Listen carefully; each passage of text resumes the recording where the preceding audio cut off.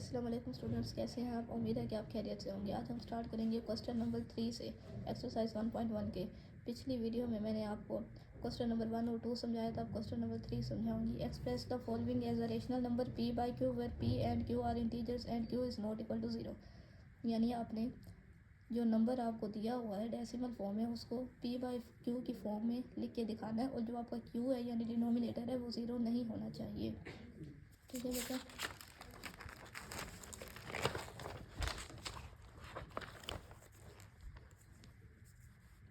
तो यहाँ देखें, जो फर्स्ट आपके पास क्वेश्चन है वो है 0.4 बार। अब इसको सबसे पहले हम नाम देंगे x का, let x is equal to 0.4 bar. उसके बाद जिसके डिजिट के ऊपर बार आ रहा है ना, वो रिपीट हो रहा होता है, यानी ये हमारे पास एक नॉन टर्मिनेटिंग और रिक्योरिंग डेसिमल नंबर है। यानी एक पैटर्न है जो रिपीट हो रहा है और नॉन टर्मिनेटिंग है, यानी चलता जा रहा है। तो फर्स्ट स्टेप पे आपने ये देखना है कि ये जो क्वेश्चन है आपके पास, पॉइंट के बाद कितने डिजिट्स आ रहे हैं। पॉइंट के बाद एक डिजिट आ रहा है तो आपने 10 से मल्टीप्लाई करना है बोथ साइड पे, x के साथ भी और ये इसके साथ x के साथ भी 0.44 वाली वैल्यू के साथ भी। तो 10 से मल्टीप्लाई कर दिया बोथ साइड पे। यहाँ पे जब 10 से मल्टीप्लाई किया 0.444 को, तो हमारे पास आ गया 4.44 सो वन, और यहाँ पे बन गया 10x। अब हमने इसको इक्वेशन का नाम दे देना है, इक्वेशन 1 का, और इसको इक्वेशन 2 का नाम दे देना है। उसके बाद ये जो इक्वेशन 1 और इक्वेशन 2 है, इन दोनों को हमने सब्ट्रैक्ट करना है। अब यहाँ देखिए 10x माइनस और इक्वेशन 1 का ये x, दोनों माइनस होकर 9x बन गए, और इसका 4.44 so on minus 0.444 so on. जब इनको माइनस किया तो आप कैलकुलेटर पे माइनस करके देख सकते हैं, आंसर 4 आता है। अब यहाँ पे आपको पता है कि वेरिएबल के साथ जो वैल्यू मल्टीप्लाई हो रही है वो इक्वल की दूसरी साइड पे जाके डिवाइड हो जाती है, तो ये 9 जाके 4 के साथ डिवाइड हो जाएगा, और x की वैल्यू हमारे पास 4/9 आ जाएगी। ठीक है, 4/9 हमारे पास एक रेशनल नंबर है in the form of p by Q, यानी हमने 0.4 बार को फ्रैक्शन की फॉर्म में p बाई क्यू की फॉर्म में कन्वर्ट करके बता दिया है, जो कि एक रेशनल नंबर है। ठीक है, नेक्स्ट हमारे पास आता है 0.37 बार। अब इस क्वेश्चन में देखें, सबसे पहले हमने इसको x का नाम दिया, ठीक है, और इसको रिपीट कर दिया, बार हटा दिया। अब यहाँ पे देखें, पॉइंट के बाद हमारे पास 2 डिजिट्स थे, इसलिए हमने 100 से मल्टीप्लाई करना है, यानी पॉइंट के बाद जितने डिजिट है ना, उतने हमने 0 लिखने हैं 1 के साथ। ठीक है, या एक डिजिट था तो 1 के साथ एक 0 लगाया, 10 के साथ मल्टीप्लाई किया। यहाँ पॉइंट के बाद 2 डिजिट थे तो 100 से मल्टीप्लाई किया, इधर भी और इधर भी। मल्टीप्लाई करने के बाद ये वैल्यू, ये देखिए यहाँ मल्टीप्लाई किया, ये वैल्यू आ गई। अब जब हम x के इक्वल रखते हैं तो इसको इक्वेशन 1 का नाम देते हैं, और जब मल्टीप्लाई करके जो आंसर निकालते हैं उसको इक्वेशन 2 का नाम देते हैं। उसके बाद इक्वेशन 1 और इक्वेशन 2 को माइनस करते हैं। अब यहाँ देखिए 100x माइनस x 99x बन गया, और 37.37 माइनस 0.3737 हमारे पास बन गया 37। तो 99 या x के साथ मल्टीप्लाई हो रहा है, वहाँ जाके 37 के साथ डिवाइड हो जाएगा।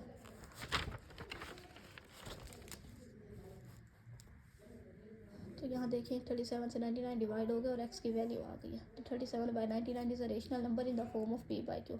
नेक्स्ट हमारे पास है 0.21 बार।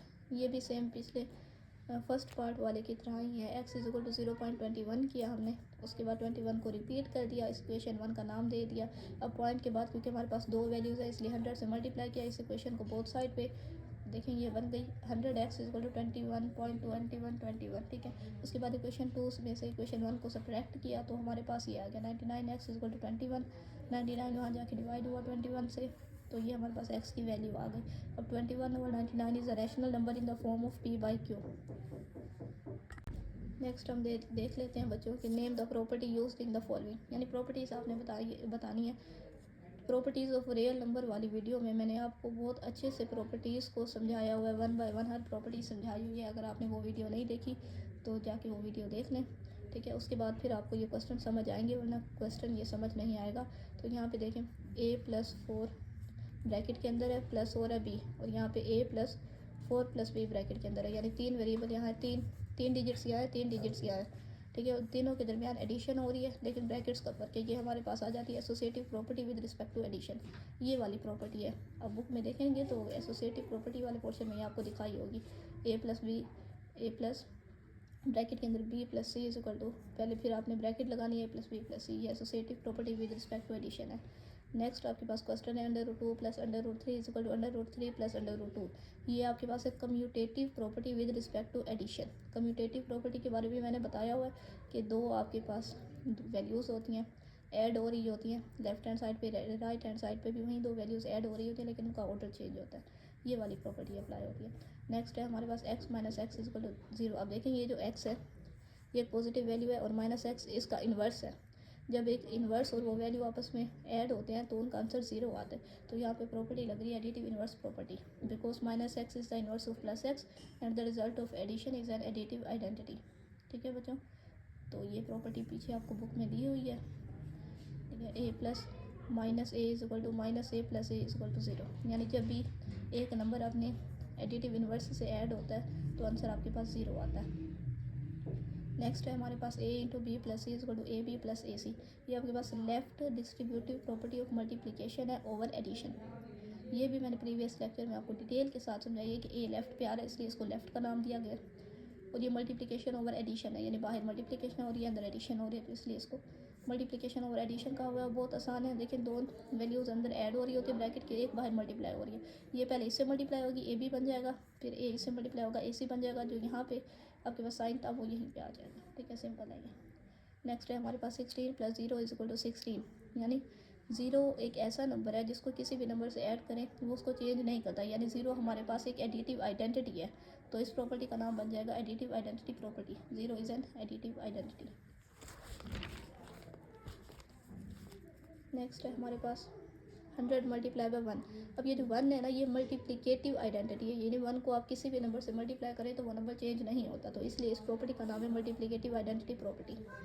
उससे नेक्स्ट देखें आप, यहाँ पे देखें 3 वैल्यूज़ आ रही है, इधर भी 3 वैल्यूज़ आ रही हैं और तीनों सेम है, सिर्फ ब्रैकेट्स का फ़र्क है और तीनों के दरमियान आपके पास मल्टीप्लिकेशन हो रही है। तो ये एसोसिएटिव प्रॉपर्टी है with respect to multiplication. Associative property में 3 वेरिएबल्स आते हैं, उनमें सिर्फ ब्रैकेट का फ़र्क होता है, यानी ये बताया होता है पहले इसको सोल्व करें फिर इससे इसको सोल्व करें, नेक्स्ट में पहले इन दो को सोल्व करें फिर इसको इससे सोल्व करें, लेकिन आपके पास आंसर चेंज नहीं होता।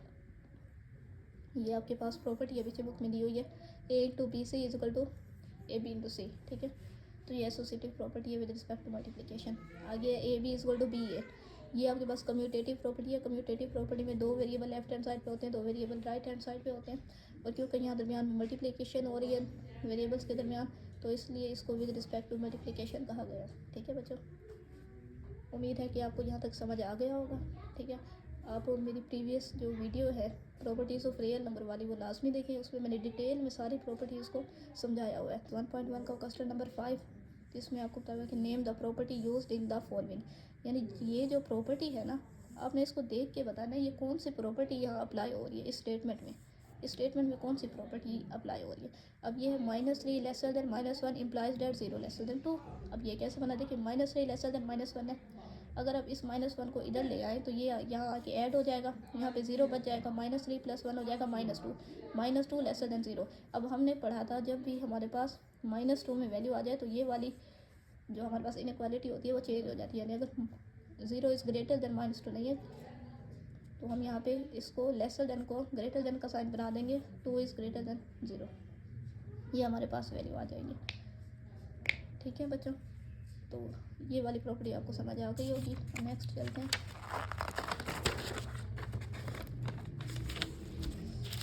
अब यहाँ पे देखें if A lesser than B then 1/a is greater than 1/b, ये रेसिप्रोकल प्रॉपर्टी है।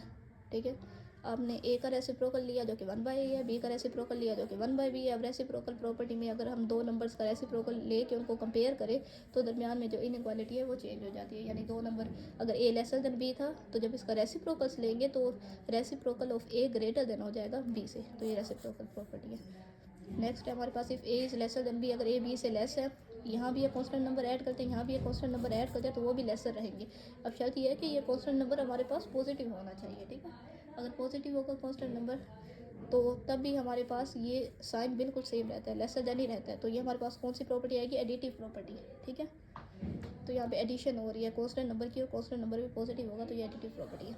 उसके बाद if A C is lesser than B C and C is greater than 0, यानी कि ए और बी को कंपेयर किया गया, ए बी से छोटा है और साथ दोनों के कांस्टेंट नंबर भी मल्टीप्लाई हो रहे हैं, यानी A C is lesser than B C है, और जो सी यानी कांस्टेंट नंबर मल्टीप्लाई हो रहा है वो 0 से बड़ा है, तो हमारे पास अगर इस कांस्टेंट नंबर को थोड़ी देर के लिए हम इग्नोर करें तो A is lesser than B होगा, ठीक है, क्योंकि कांस्टेंट नंबर सेम होता है, तो उसको हम इग्नोर करके सिर्फ ए बी को देखें तो वो भी लेसर होती है, ठीक है, तो ये मल्टीप्लिकेटिव प्रॉपर्टी हुई।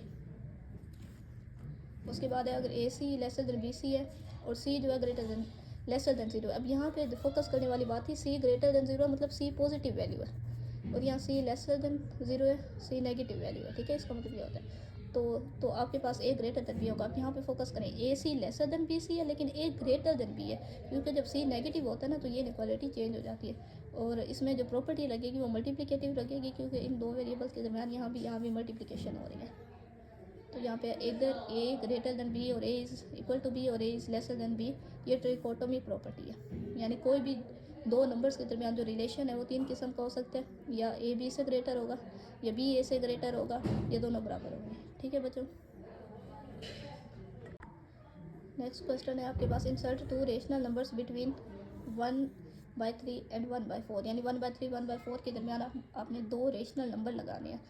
तो ये पहला नंबर निकालने के लिए हम एवरेज फाइंड करेंगे इन दो रेशनल नंबर्स की। एवरेज कैसे फाइंड करते हैं, दोनों को ऐड करके 2 से डिवाइड, यानी 1/3 प्लस 1/4 ओवर 2, ठीक है बच्चों। यहाँ देखें